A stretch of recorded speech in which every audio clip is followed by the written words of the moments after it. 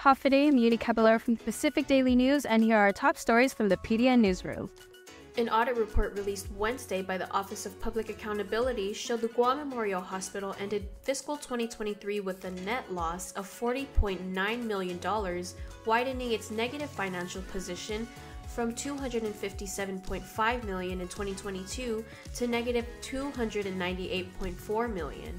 The report's release comes ahead of Tuesday's emergency legislative session to take up a supplemental budget bill that Speaker Therese Terlahi said will focus, in large part, on appropriating as much as $20 million to cover a shortfall in GMH's fiscal 2025 budget.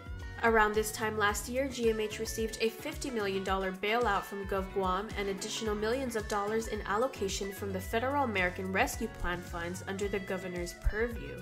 The audit also showed that GMH had a $97.9 million operating loss in 2023 due to decreases in net patient revenue by $36.7 million. Most of it, however, was offset by $32.5 million in transfers from Gov Guam and $21.7 million in federal grants. Public Auditor Benjamin Cruz said it's just a continuation of the problems they've had in the past. The public auditor said the 4-page-long executive summary of the audit was an indicative of the hospital's financial woes. In other news, Guam Power Authority customers experienced about 35 minutes of load shedding this past weekend due to issues that took the Cabras 2 power plant offline, according to the utility. On Sunday night, Jigo residents reported losing power at about 8:30 p.m. The GPA Communications Office stated Cabras 2 started experiencing abnormal operation issues at about 8:13 p.m. The baseload unit had to be taken offline about 20 minutes later to avoid a potential blackout, according to GPA. Load shedding began at about 8:24 p.m. Sunday, affecting feeders and circuits delivering energy to different parts of the island. Other generators were brought online, all feeders were restored by 8:59 p.m., and Cabras 2 was restored to service as of noon on Monday, according to GPA. A 25-year-old man was charged with murder Wednesday after he told police he fought with a friend who made an unwanted sexual advance toward him, eventually stabbing him 14 times, according to a magistrate's complaint filed in Superior Court.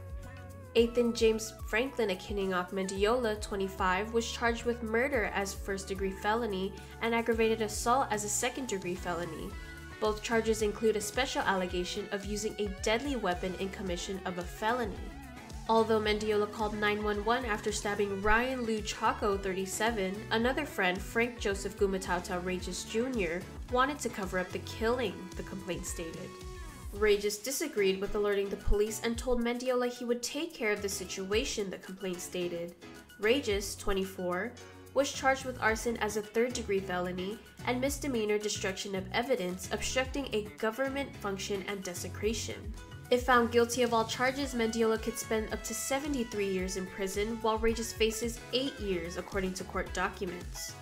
Mendiola was held on a $200,000 cash bail, and Regis was held on a $10,000 cash bail.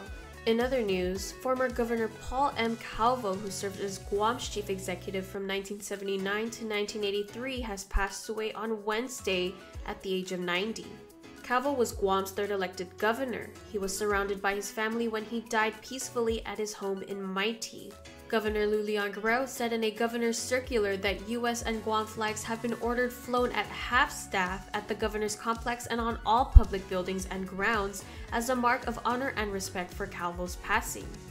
The order remains in effect until sunset on the day of Calvo's interment. Before becoming governor, Calvo served as a senator at the Guam legislature and was a highly successful businessman.